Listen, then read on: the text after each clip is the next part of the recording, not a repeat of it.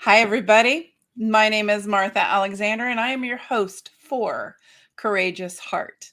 This is a show where we talk about everything heart related in divorce, how to mend your heart, everything heart related. The heart matters. So, we're going to talk about the matters of the heart.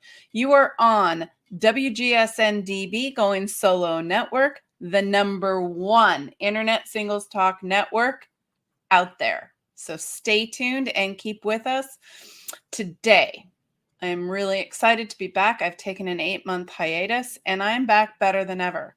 Today, we're going to talk about rebuilding trust. It's going to be a 6-week series. And the first one is today. And we start with the foundations. Trust of yourself.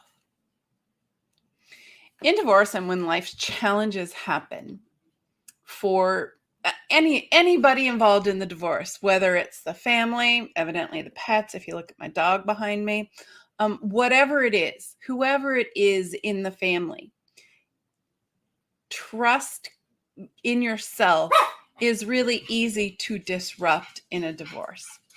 So I want to talk to you about how it's disrupted, what the goals are in trust, what goals you can set for getting trust, and steps you can take to regain that trust in yourself. Because before you can do anything else, before you can be successful, before true happiness, you have to trust yourself. And that is something that I found very, very difficult as a kid and as an adult, in fact, until I'm 62. So it's only been in the last few years that I learned to trust myself and know who I was and who I wanted to be. I was the ultimate from my parents' divorce when I was 7. Back in the 60s, I was the ultimate people pleaser. I didn't have an identity and I didn't trust myself. I listened to everyone else, regardless of how it felt for me.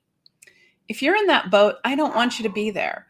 I want you to break free of that self-doubt and embrace fully and totally self-trust. We're going to build that foundation right now. So what does it look like for not having self-trust, right? For having that self-doubt? What does that look like? What does that really look like in your life? Can look like doubting your decision, not being confident in the decisions you make, whether it's what you're cooking for dinner, whether it's what your future holds, who you want to date, any number of things. I used to get 6 or 7 people's opinions. Let me tell you, I never needed 6 or 7 people's opinions because for the most part, what I needed to do was be quiet and listen to my opinion. Now, if you don't have your own opinion because you don't know what you want or what you like, we're going to build on that foundation. I have a client who does the same thing I used to do. And she calls me all the time with so-and-so said this, so-and-so said that, so-and-so said this. Which one is right? And I have to take her back to, what does she want? What is important to you?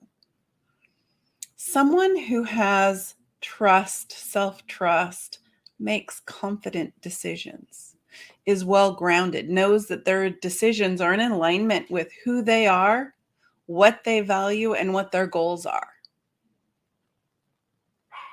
Who they are, what they want, and what their values are, what their goals are. Right? You know that is a good decision. So I'll give you an for example. I wanted to come back after my 8-month hiatus, and I got an email this week saying, great, let's start Thursday. And I was like, whoa, wait a minute, baby. I don't know that I'm ready for that. And then I had to really sit in myself and say, what are my goals?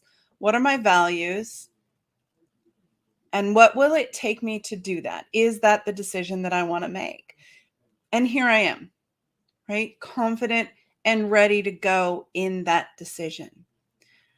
Self-trust starts with confidence in your decision making, right?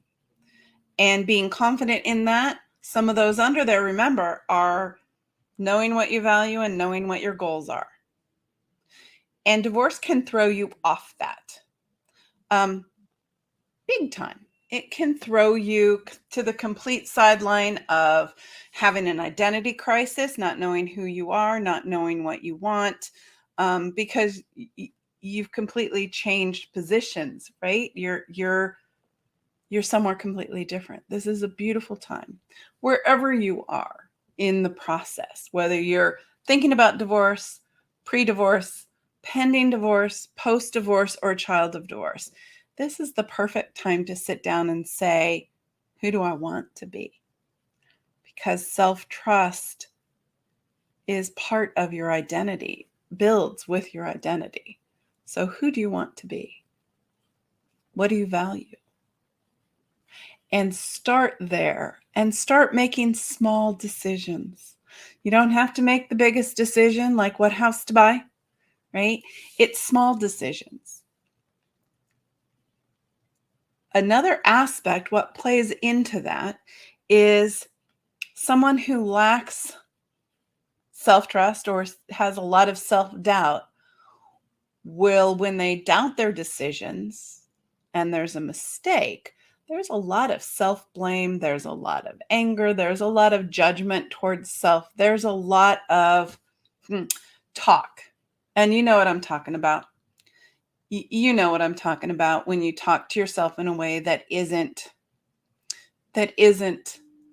nice.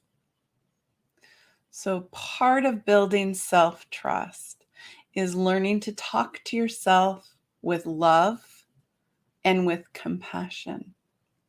Like you're your best friend and you want to support yourself.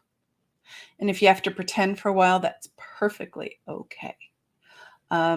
It is completely natural. I still catch myself, and my husband will catch us going, saying, "Oh, Martha, you're such an idiot." I don't mean that. I know I'm not an idiot. I don't mean it. And yet it hurts my self-trust. When I say that, then that sprig of doubt is in there. So anytime I find myself doing that, and I do ask my family and my friends to stop me and say, whoa, that you need to rephrase that, or you wanted to rephrase that, or here's what you said, right? Negative self-talk. Accountability, because sometimes you don't even hear it in yourself. You stop and you say, delete, delete, delete, delete. I delete that. What I want to say is, Martha, you are fabulous, and that is an opportunity for growth, or whatever it is. I acknowledge that mistake and I'm ready to move past it. Or that was an interesting choice. Do I want to change that choice? Whatever the reframe for you is, perfectly, it's you. You get to reframe it however you do. I tend to reframe it with the opposite of what I've said. So if I say, Martha, you're an idiot, I immediately delete that from the universe. And I'll say, I really will say, delete that. I want to delete that. And instead I want to say, Martha, you're brilliant. Mistakes and all. Self-trust and confidence kind of walk hand in hand. You see how that's working? They walk hand in hand. So another thing that we tend to do that diminishes our self-trust is we tend to, when we make a mistake, we say, we look at the mistake and we get so embarrassed or humiliated or appalled or whatever, shamed or whatever it is by the emotion of the choice we made, that we blame ourselves. And here's the deal. I know this is a huge secret. Nobody knows this. So grab your cup of tea and really sit in close here for a sec. We all make mistakes. And you actually don't learn unless you've made a mistake. It's hard to learn from doing something right. It just is. It is easier to learn, and you get more learning when you make a mistake. So, retraining your brain to think, that's an interesting learning opportunity. That's an interesting opportunity for growth. I had clients when I was once upon a time a family law attorney. I traded in the robes of the lawyer for the cloak of the energy healer because I wanted to be on the energy side and the healing side of divorce to make divorce a little bit better. And I had to learn that, right? I had to go through the process of being the lawyer and trying to affect change from the legal side of it as the attorney. And it didn't work. It was rewarding. I was fulfilled by being a family law attorney, but I wanted more. And there are mistakes that I made in my practice, absolutely. And my clients would make decisions that were mistakes. Here's the deal. All you can do after a mistake is look for what there is to learn from that mistake. And that is where growth and success and self-trust come from. Not looking at it as the worst thing in the world. My friend is a teacher, and she had a kid in her class who he took up this writing, and he was so happy about the 7th grade kid. He was so happy about what he'd written. And she was relaying this story to me, and she said, "This is great. And you need to add an extra P here." And he's like, "Oh, don't tell me that. I hate making mistakes. Mistakes are horrible. I am so," and went into this tirade. And her answer was perfect. Her answer was, no. Mistakes are something you learn from. This isn't your fault. A mistake isn't about fault. A mistake is about learning and growing. A mistake is about, now you know 2 P's belong in that word. And that's okay. And if you forget it again, that's okay too. Forgiving yourself, being gracious with yourself, as gracious with yourself as you are with the person you love the most. Because what I'm going to tell you is I want you to learn to love yourself the most. That is not selfish. That is not conceited. That is loving yourself so that you can support others. That is filling yourself first so that you can support others. So there is no mistake that is so dreadful that it needs to be a big deal. Really isn't. Well, the only mistake, well, never mind.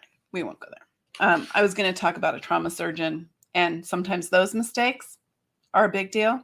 And yet they're still mistakes that they can learn from.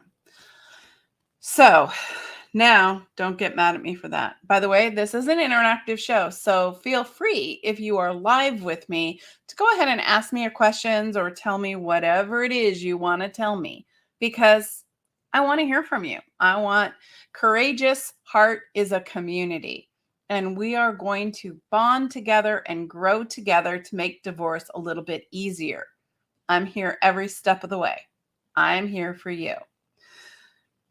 Another thing that is really difficult for trusting yourself, and we've kind of touched on it, is inauthenticity.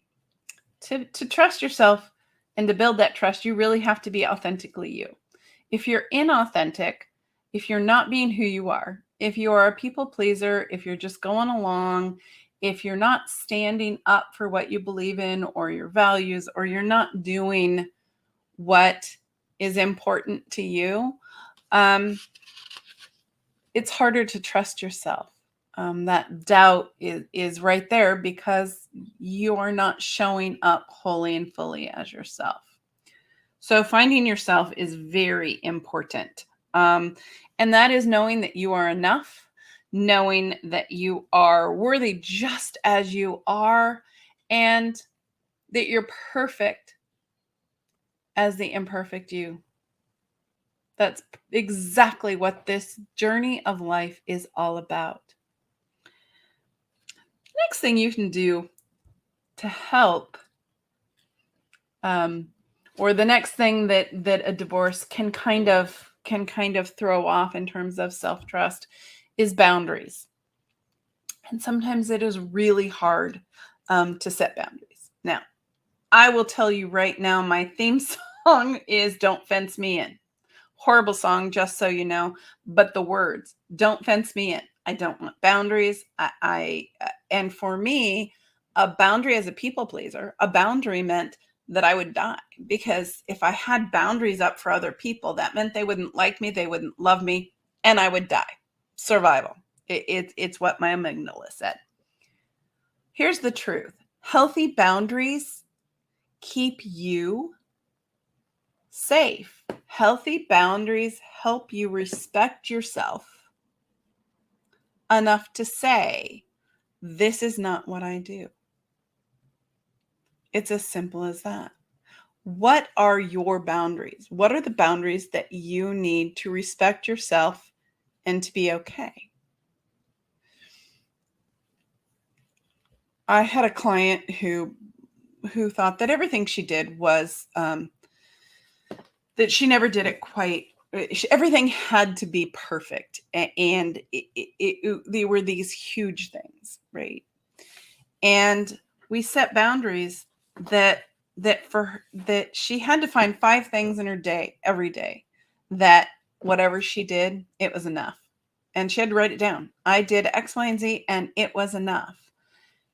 So if you find yourself feeling like you need everything to be perfect, you can't make mistakes, you can't be you can't, all these things are closing in on you. That's what I want you to do. I want you to write 5 things down every day that I did the dishes and it was enough. Well, all right, I loaded the dishwasher and it was enough. I didn't do the hand wash dishes, and that's perfectly fine with me. I loaded the dishwasher, and that is enough today. What is enough for you? Give yourself that compassion, that love, and that slack, that it's okay. That it's okay to do enough, right? And set boundaries with others. What is okay with you? What makes you uncomfortable? What violates your space? What is it that you need something else? Right? So, and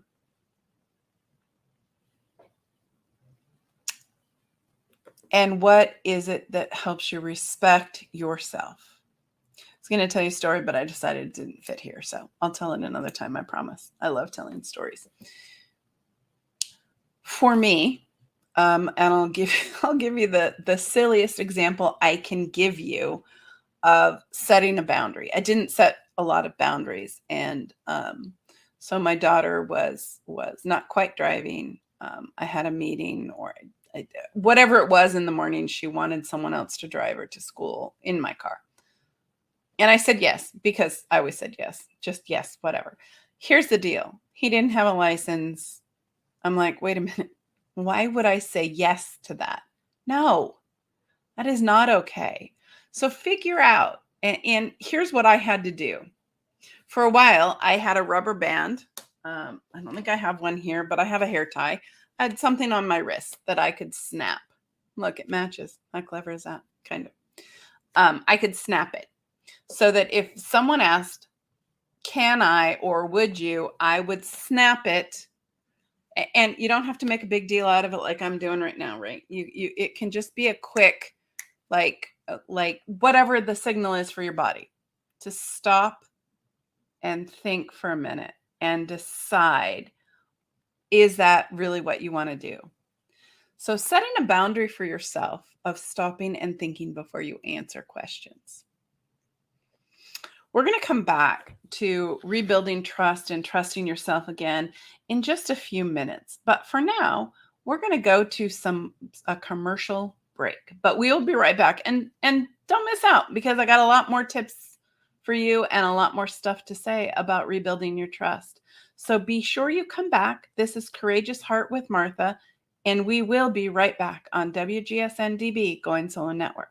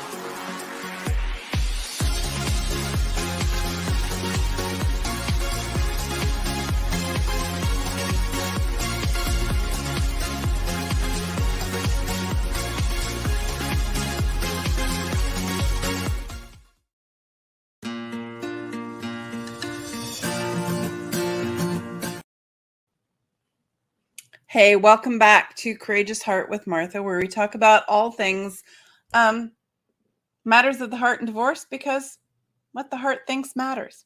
My name is Martha Alexander. I am a former attorney and now an energy healer. And I love my passion, my mission is to make a divorce a little bit easier. So we are talking about rebuilding trust and trusting yourself again. Some of the things that get away in divorce are other people, right? So family, friends, society, all those outside pressures make you question yourself, make you wonder if the decisions you're making or the actions you're taking are right. Here's the deal. And the truth that I want you to feel really deep inside. And that is only you know what's right for you. You are the only one who can make a decision that is right for you. And while when we have kids, we certainly have other people to take into account when we're dealing with families. The truth is, you're still the person in the best position to make choices. So being able to hear someone and graciously saying, thanks for your opinion, or even telling people, you know what, I hear so many opinions, I just can't listen to more. Setting those boundaries that you don't want to hear what other people have to say right now. And I'll give you an example of that.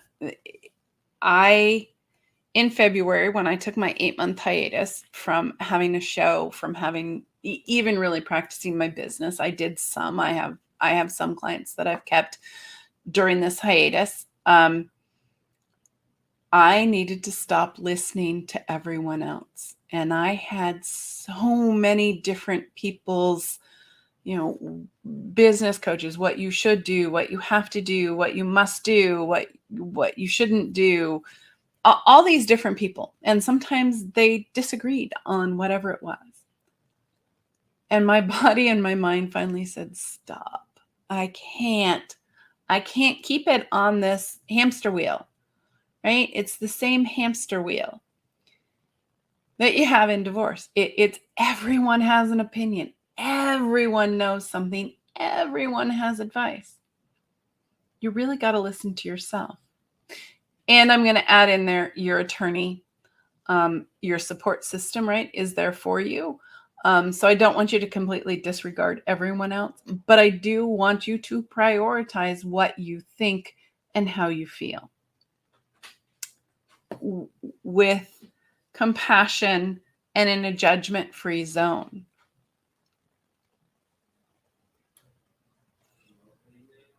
As an attorney, I'm seeing how that could go haywire. And as a healer, what I want you to do is trust yourself.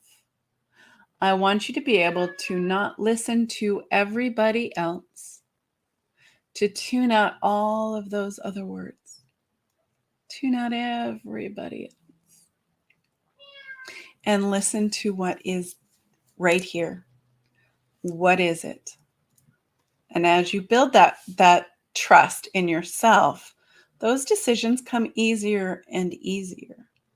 Now, if you're in an emotional state, right? And sometimes we have so much emotion. I watch my clients, so much emotion in a divorce that it gets in your way. And when I say it gets in your way, I mean it makes you impervious to see what's right in front of you. And I'm going to give you an example of that. I had a client, and these parents had to meet at a fast food restaurant. And my client called me and said, I've got my son's legs and the other parent has the arms. Now that tells you they're playing a physical tug of war. Let's be honest, there is not a parent on earth who would actually do that with their kids if they weren't so into their emotions and so into the anger, the betrayal, the lack, all those things, all those emotions that sit right there, right? So, poor decision, sure. And did they learn from it? Gosh, I hope so. I learned from it that parents, that when you're in a divorce, those emotions overwhelm you and can make you feel like you can't trust your inner guide because those emotions are there. Here's what I want you to do. When those emotions are riding you so hard and something happens, right? I want you to do something that brings you joy. Sounds counterintuitive. I get you. Listen to a song that makes you dance. Quilt. I'm a quilter, so quilting, I love quilting. I love crystals, so sometimes if I want something, copper balls, copper as a metal is conducts happy vibes, a higher vibration that is on the line with happy or getting out of that feeling. What I want you to do is ground and get into the present moment. You can't get into the present moment if you're feeling all those feelings. You're not in the present. To trust yourself, you need to be in the present moment. So deep breathing, a meditation, listening to your favorite song, closing your eyes, letting it all go, listening to your favorite song, right? Because sometimes those emotions overwhelm us to the point where we don't trust ourselves anymore. And what I want you to do is be able to come back into that moment and find that trust, find that space within you that allows you the grace and the love for yourself and others to move forward. Okay? I hope that makes sense to you. So the other part of it is in self-trust is isolation and loneliness. When you get divorced, and certainly I've had this with breakups, right? And this certainly happened to my mom in my parents' divorce. When you get divorced, sometimes friends choose sides. And, well, okay, oftentimes friends choose sides. You don't keep the same friendships because you don't. And you can become isolated and lonely. And the more isolated and lonely you are, the more you stop trusting yourself. Wonder, why did they leave me? Why am I not good enough? Or why aren't we still friends? Or whatever it is. Here's the thing. The answer to that is to reach out to friends that you knew before, friends, if you have a spiritual support group, if you have a therapist, an energy healer, reach out to someone so you are not alone. Sister, brother, whatever, not your children. I'm begging you, not your children. Reach out to someone outside the whole circle of it and get that support that you need. Go out and do things. I was talking to a woman this morning who is a network queen, and she just looks up things to do, and she goes out and meets new groups and does new things. She doesn't always meet that perfect person, but she goes out, she has fun, she does things, and it grounds her. It builds that self-confidence. It builds that self-trust that she can go out and do things and have fun. So part of you're going to learn, I like fun. If it isn't fun, man, I really don't want to do it. I can make even dishes fun, so that's okay. I want you to start looking for fun in your life, whether it's playing cards, playing Pokemon Go. My son asked me, and now we're playing Pokemon Go. I love it. It's fun. Do something that reinforces fun, that reinforces yourself. In just a few minutes, I'm going to sign off. But I want to leave you with a couple other thoughts, and that is gratitudes, affirmations, and acknowledgments are keys to that support and keys to learning more and more about yourself, that self-identity, right? What things do you like? What are you grateful for? So a gratitude is, I am grateful for me, that cool fall breeze that is going through the house right now. I love that. That is one of my favorite things. I have a new kitten, and time with her today is certainly a gratitude. Having my premiere podcast is absolutely a gratitude for me today. What is your gratitude? 5 a day. Write them down. It's science, people. If you write it down, it actually sinks better in your brain and in yourself. Those gratitudes. 5 a day. Also, that self-trust. 5 acknowledgments a day. What are things that you did today that stepped outside your comfort zone, or that you didn't want to do, or just acknowledge yourself for what you did do. I made a decision today, whatever it is. And let's say it was not a good decision. Let's say I made a bad decision today, and I chose to look at it as a growth opportunity. That is absolutely an acknowledgement. I chose to do gratitudes today. I chose to do an affirmation. I'm not as big into affirmations, but for some people, they work wonders. I do have a gratitude that I want to read you that I wrote. So let me just find it for a second, because I don't remember. I don't memorize. I just don't. I choose not to memorize. Let's put it that way. And I do not see it. So maybe you're not going to get it. I am grateful. Here we go. So if you have a pen and paper, write this down. I am grateful for the wisdom and strength I've gained through life's challenges. Each experience has shaped me into the resilient and capable person I am today. I trust in my ability to handle whatever comes my way with grace and courage. Say that every day. Whether you believe it or not now, I guarantee you that is changing a pathway in your brain, and that is giving you trust in yourself. That is giving you that foundation to know that you're okay. So, what does trust in yourself look like? What does it look like what does a person with trust look like? They're confident. They exude that inner peace, that inner joy, that inner being. They are confident in their decisions. They are resilient, authentic. They set boundaries. They have self-compassion. They take healthy risks, so not unhealthy risks, right? An unhealthy risk is not a good thing. Stepping outside your comfort zone is a fabulous thing and is phenomenal for helping you with self-trust.